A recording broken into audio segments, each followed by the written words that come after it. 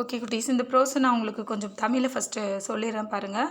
அது என்ன சொல்கிறாங்க அப்படின்னா, அந்த ப்ரோஸில் ஃபஸ்ட்டு ஒரு டைனி பேர்டு வந்து முட்டையிடுறதுக்காக இடம் தேடிட்டே இருக்குது. ஒரு புறநகர் எல்லை, ஒரு ஒரு சிட்டியோட புறநகர் எல்லையில் இடம் தேடிட்டே இருக்குது. ரொம்ப நேரம் அதுக்கு கிடைக்கல. அப்புறம் கடைசியாக ஒரு இடம் கிடச்சிது. அதில் வந்து அதை ஒரு சின்ன ஹோல், நல்ல அது கிளாஸ்னால் நகங்கள், அந்த நகங்களை வச்சு நல்லா கொஞ்சம் கொஞ்சமாக ஆழமாக துளை போட்டு அதில் தன்னோட முட்டைகளை இட்டு குஞ்சு பொறிச்சு அது அந்த இடத்த விட்டு பறந்து போயிடுச்சு. அதுக்கப்புறம் ஒரு வைல்டு போர் அந்த பக்கமாக வருது, காட்டுப்பன்றி. அதுவும் அந்த பக்கமாக ரொம்ப சோர்வானதுனால ரெஸ்ட் எடுக்கலாம் அப்படின்னு யோசிக்குது. அப்போ அந்த ஹோலை பார்க்குது, அந்த குஞ்சு பொறிச்சு பறந்து போனதில் அந்த பறவை போட்ட அந்த துளையை பார்க்குது. அப்போ அதில் போய் படுக்கலாம் அப்படின்னு யோசிக்கப்போ அது படுக்கிறதுக்கு பத்தலை, வசதியாக இல்லை. ஸோ என்ன பண்ணுது, இதுவும் தன்னோட கால்களை வச்சு நல்லா புரண்டி இன்னும் கொஞ்சம் ஆழமாக ஹோல் போட்டு அதில் நல்லா வசதியாக படுத்து தூங்குது. படுத்து தூங்கிட்டு இதுக்கு ரொம்ப பசிக்க ஆரம்பிச்சிருது. பசிக்க ஆரம்பித்தோடனே அந்த இடத்த திரும்பி கூட பார்க்காம இதுவும் அந்த இடத்த விட்டு போயிடுது. இப்போ இந்த ஹோல் என்னாச்சு அப்படிங்கிறத பற்றி தான் நமக்கு ஸ்டோரி இருக்குது. உள்ளே போய் பார்க்கலாம் குட்டீஸ். ஹே குட்டீஸ், நாம் இன்றைக்கி பார்க்க போகிற ப்ரோஸ் 1 6th ஸ்டாண்டர்டில் உள்ளது. Who ones the water? தண்ணீர் யாருக்கு சொந்தம்? அந்த ப்ரோஸ் தான் நம்ம பார்க்க போகிறோம். வார்ம் அப் பார்த்ததுக்கப்புறமா கிளாஸ்ரி பார்த்துட்டு ப்ரோஸ்க்குள்ளே போகலாமா? வார்ம் அப்க்கு நமக்கு 4 கொஸ்டின்ஸ் அவங்களே கொடுத்துட்டாங்க பாருங்கள். Look at the pictures, discuss in pairs, share your answer with the class. அதாவது இந்த பிக்சர்ஸ் எல்லாம் நம்ம பார்க்கணும். அப்புறம் நம்ம பேரோட அதை டிஸ்கஸ் பண்ணிவிட்டு அந்த ஆன்சரை கிளாஸில் ஷேர் பண்ண போகிறோம். ஃபஸ்ட்டு பிக்சர்ஸில் உங்களுக்கு என்னது இருக்குது? ஒரு மயில், சூப்பரான மயில் படம் இருக்குது. During which season to you see a peacock dance? எந்த சீசனில் வந்து பீகாக் டான்ஸ் ஆடும் அப்படின்னு நமக்கு ஒரு கொஸ்டின் கேட்குறாங்க. ரெய்னி சீசனில் தான் பீகாக் டான்ஸ் ஆடும். செகண்ட் கொஸ்டின் பாருங்கள். In which season can you see trees without leaves? Name the country where you can find this season. அதாவது எந்த சீசனில் வந்து நமக்கு ட்ரீஸ் எல்லாமே வந்து லீவ்ஸ் இல்லாமல் இருக்கும். ஏதாவது நீங்கள் எங்கேயாவது பார்த்ததில் ஏதாவது ஒரு கண்ட்ரி பேர் தெரிஞ்சால் சொல்லுங்கள் அப்படின்னு சொல்கிறாங்க. அப்போ நம்ம வந்து ஆட்டம் சீசனில் தான் வந்து லீவ்ஸே இல்லாமல் இருக்கும். கண்ட்ரி பேர் அப்படின்னா பார்த்ததில் கனடா, ஜெர்மனி அந்த மாதிரி ஏரியாஸ்லலாம் வந்து இந்த மாதிரி ஃபுல்லாமே வந்து லீவ்ஸ் எல்லாம் இல்லாமல் மரங்கள் காணப்படும். அதுக்கப்புறம் which season is shown in this picture? What are the people doing? இந்த பிக்சரை நீங்கள் பாருங்கள். இதில் பீப்புளெலாம் என்ன பண்ணிகிட்ருக்காங்க? அங்கே ஒரு நெருப்பு இருக்குது. எல்லாருமே அப்போது மஃப்லர்லாம் மாட்டியிருக்காங்க. அப்போ கொஞ்சம் குளிராக இருக்கும்னு நினைக்கிறேன். அப்போ அது என்ன சீசனாக இருக்கும்? கண்டிப்பாக வின்டர் சீசனாக தான் இருக்கும். Peoples are warming themselves in front of fire. அப்போ வார்ம் பண்ணுறாங்க. அடுத்தது பாருங்கள். Which season is shown in this picture? How do you know? இந்த பிக்சரில் நம்ம பார்க்குறது என்ன சீசனாக இருக்கும்? ஏதாவது உனக்கு தெரியுதா? தெரிஞ்சது சொல்லு. How do you no? உனக்கு என்ன தெரியுது? அப்போது அங்கே எல்லாம் ஜூஸ் குடிக்கிறாங்க. அங்கங்கே வெயிலுக்காக அந்த கொடைகள் எல்லாம் மாட்டி வச்சுருக்காங்க. அப்புறம் ஐஸு சாப்பிட்றாங்க. அப்போ இது கண்டிப்பாக என்ன சீசனாக தான் இருக்கணும்? சம்மர் சீசனாக தான் இருக்கணும். So there is hot weather ஜாஸ்தியாக இருக்குது. Juicy fruits and ice creams are seen in this picture. அதனால தான் இது எல்லாமே காணப்படுகிறது. அப்போ நம்ம நெக்ஸ்ட்டு கிளாஸ்ரிக்குள்ளே போகலாம். கிளாஸ்ரியில் ஃபஸ்ட்டு ஒன் பாருங்கள். அவுட்ஸ்கர்ட்ஸில் என்னது? The outer areas of a city or a town. Outer area of a city or a டவுன்னா நகர்ப்புற எல்லை. அவுட்டர் நம்ம தங்கியிருக்கிற இடத்த விட்டு தள்ளி இருக்கிற ஒரு பகுதியை தான் வந்து நம்ம அவுட்டர் ஏரியா அப்படின்னு சொல்லுவோம். நகர்ப்புற எல்லை அப்படின்னு நீங்கள் குறித்து வச்சுக்கோங்க. அவுட்ஸ்கர்ட்ஸ் அப்படின்னா நகர்ப்புற எல்லை. பார்ச்டு, வெரி ட்ரை, ரொம்ப வறண்டு விட்டது. டெஸ்பிரேஷன், லூசிங் ஹோப், நம்பிக்கை இழந்தாச்சு. விரக்தி, நம்பிக்கை இழத்தல், இந்த மாதிரி எழுதிக்கோங்க. ரெண்டுமே காட்டு தான். அப்புறம் அன்டெனன்டட்னா நாட் ஆக்குப்பைடு, காலியாக, அதாவது யாருமே அதை ஆக்குப்பை பண்ணல, காலியாக தான் இருக்குது, காலியாக. Rump, back part of a mammals body or the part of the body you use to sit. ஒன்று ரம்ப் அப்படிங்கிறது விலங்குகளோட பின்பகுதியாக இருக்கலாம், அல்லது நம்ம உட்கார்றதுக்கு யூஸ் பண்ணுற பின்பகுதியாக இருக்கலாம். அதுதான் ரம்ப், விலங்குகளின் பின்பகுதி. நம்மளும் விலங்குகளோட இனம் தானே. இப்போ விலங்குகளின் பின்பகுதி அப்படின்னு எழுதிக்கோங்க. அறிவியல் முறைப்படி வகைப்படுத்தும் போது நம்மளும் விலங்குகள் இனத்தில் தான் வருவோம். அப்புறம் scrabbled, move hands and feet around, அப்படி சுற்றி இருக்கிறது எல்லாத்தையுமே அப்படி மூவ் பண்ணுறதுனா கீறி அப்படி கீறி கொண்டிருக்கிறது.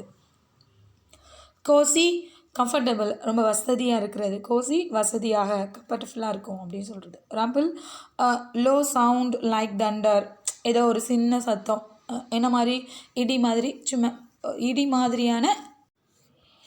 ஓகே குட்டீஸ், நம்ம ப்ரோஸ்குள்ளே போகலாம். இந்த பிக்சர் பாருங்கள், புக்கில் உள்ளது தான். இது வந்து என்னது, ஒரு பார்ச்டு லேண்டாக நமக்கு இருக்குது, வறண்ட நிலம் அப்படின்னு நம்ம சொல்லுவோம்.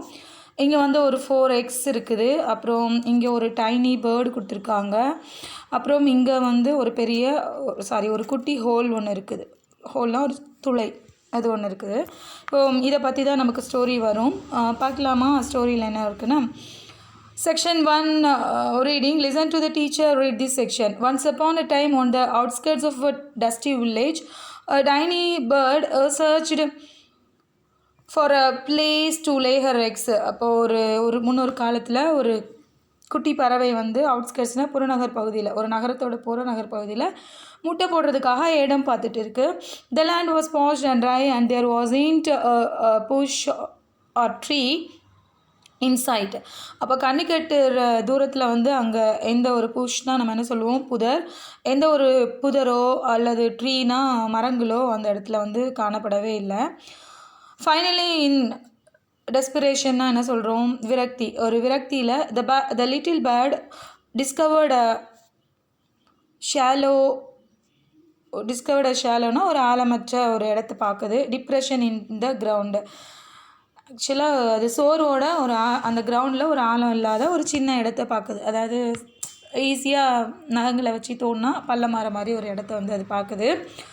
யூஸிங் ஹர் கிளாஸ்னால் என்ன சொல்லுவோம், நகம். Using her claws to remove the stones and loosen up the packed earth.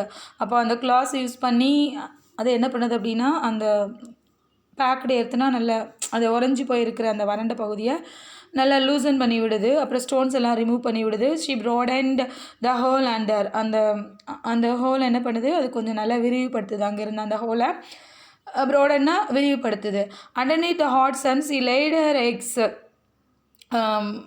அதாவது சூரிய வெப்பம் வந்து விழுந்துகிட்டே தான் இருக்குது அந்த ஹோலில். இருந்தாலும் அது அதோட முட்டையை அதில் இட்டுடுச்சு, அது தோணுன அந்த ஹோலில். The eggs hatched and the good mother protected. அப்போது குஞ்சு பொரிச்சிட்டு, ஹேட்ச்னா குஞ்சு பொரிச்சது. அப்புறம் அந்த குட் மதர்னால் நல்ல அந்த அம்மா வந்து அந்த குஞ்சுகளை எல்லாமே ப்ரொடெக்ட் பண்ணிச்சு, பாதுகாத்துச்சு. And fed her babies until they were big enough to fly away. அது பறக்கிற வரைக்கும் அதை நல்லா பராமரித்து பத்திரமா பாதுகாத்துக்கிட்டு.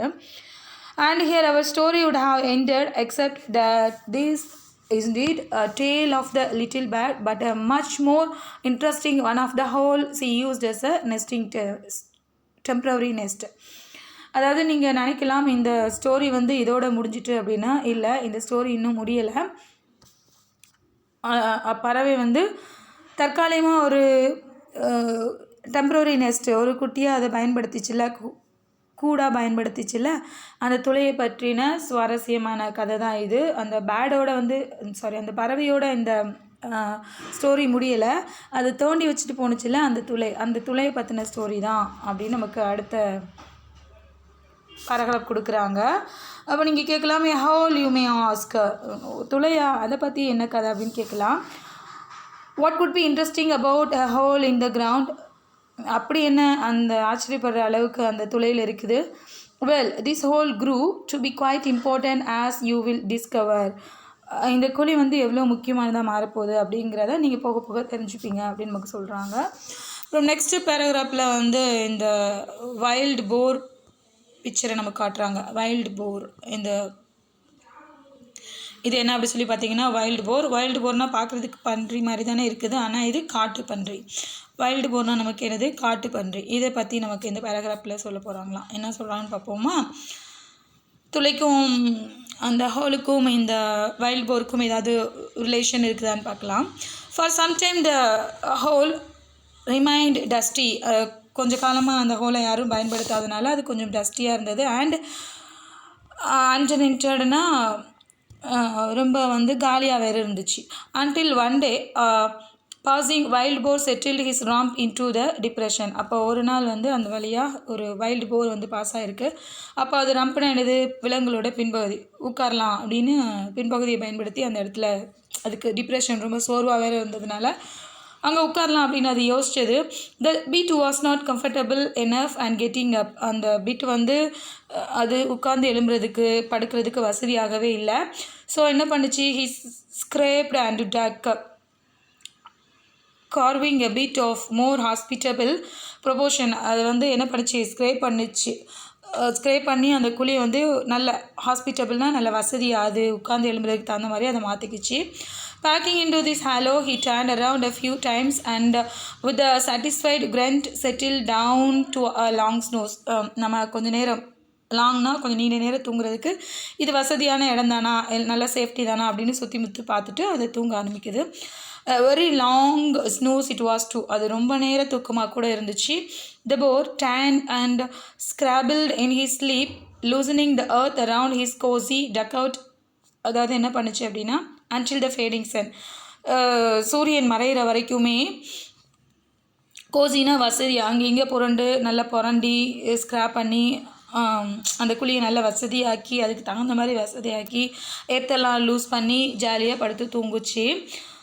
And the rumble in his stomach told him it was time to get up. அந்த ரம்பிள்னால் ஒரு சவுண்டு, இடி மாதிரி சத்தம் அப்படி கேட்டோம்ல, ஒரு சத்தம் அதோட வயிற்றில் கேட்குது.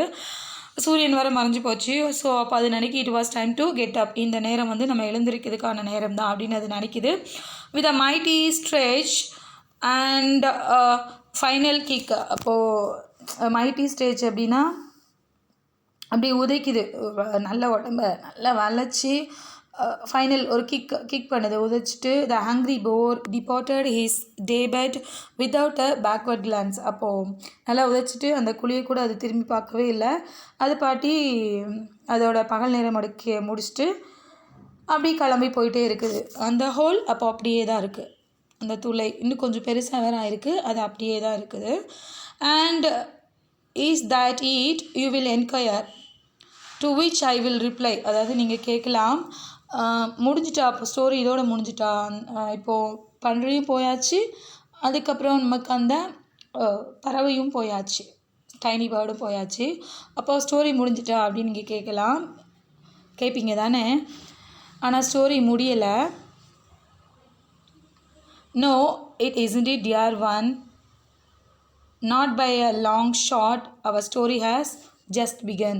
இல்லை, நம்ம ஸ்டோரி இப்போ தான் ஆரம்பிக்குது அப்படிங்கிறதான் என்னோட பதில் அப்படின்னு சொல்லிட்டு இந்த செக்ஷன் 1 நமக்கு முடிச்சிட்டாங்க. அப்போ அந்த ஹாலில் என்ன தான் இருக்குது அப்படிங்கிறத செக்ஷன் 2 போய் நம்ம பார்க்கலாம் குட்டீஸ். இதில் ஏதாவது உங்களுக்கு புரியலை அப்படின்னா கமெண்ட் பண்ணுங்கள். பை பை குட்டீஸ்.